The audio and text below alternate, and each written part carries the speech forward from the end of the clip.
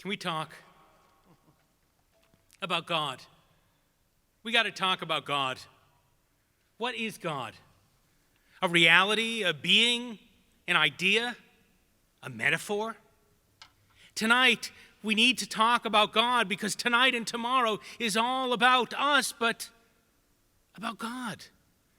So listen, if you believe in God, great. If you're not sure, great also.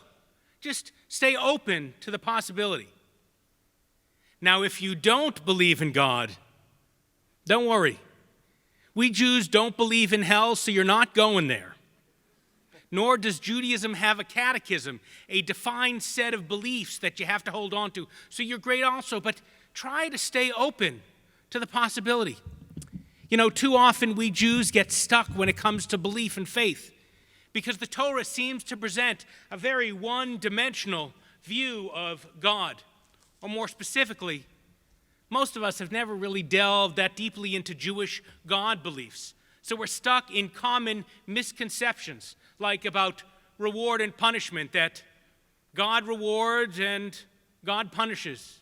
The good get rewarded and the bad get punished. And that's the only way to see it. Well, I'm here to give you a 2-minute exploration that'll take 3 minutes of God ideas, which I call the God of the hula hoops. Imagine this. I've been working out for a while on this one. This is God, the big hoop, the green hoop. This is existence, or creation, or you and me, or everything we see and can imagine. Now, too many of us are stuck in one kind of idea, that God is up here, and we are down here, because we think God is transcendent, beyond us, beyond our reach. But others conceive of God in a different way, that yeah, God is here, but we are not here, but here, or here. God has a separate reality, yes, and we have a separate reality, humans or creation, but we're connected. And we can sense, experience each other's presence. God might be like a parent or a sibling or a friend. Part of our lives, yes, but separate too. And like most parents and friends, God can be wise and helpful and protect us. But sometimes God's wisdom or protection or help, like those of our parents or our friends, is not always felt. Now, one of my favorite God concepts is this.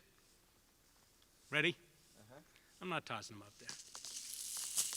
Voila. Philosophers call this, imagine if they're totally overlapping. There we go. Philosophers call this panentheism, that God is everything. The philosopher Baruch Spinoza challenged the Jewish belief hierarchy when he suggested that God is in everything. God is everywhere. And for that wonderful nugget, he got excommunicated for a few hundred years. Of course, the Kabbalists, the mystics, had no problem with that idea because they thought that God was everywhere. God was hamakom, the place, which is every place. God is Ein Sof. There is no place without end. Everywhere, everything, every time is God. God is all there and in here. Now, we also teach that God is a ruler, right? You can't have mine. These are mine. Okay. You can play later. Okay. That God is a ruler. Literally, God is a measuring stick against which we measure ourselves, our behavior, our values. I practiced that. Now, Martin Buber talked about God as relationship, that God was present whenever we are in relationship with each other as equals, with total openness.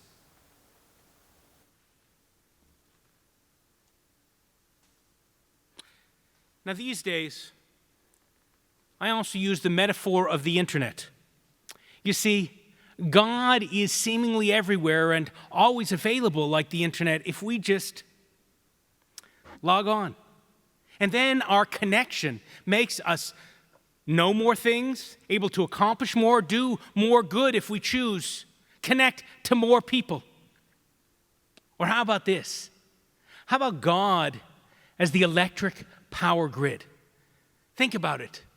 It's always there, but it does us no good if we feel lost in the darkness, if we don't take time to plug in. But when we're in the dark and we do plug in, voila, we can see the light and find our way forward. So look, these are all metaphors or similes or maybe poetic descriptions of reality. And our Torah talks about God in all these ways and so many more, which you'll discover if you're willing to open your mind and heart and soul. So when I talk about God, or Rabbi Julia does, or Cantor Doug, we're talking about various aspects of all of these. Open yourself to it. We ought to open ourselves to this. Why? Because after all, it's Yom Kippur.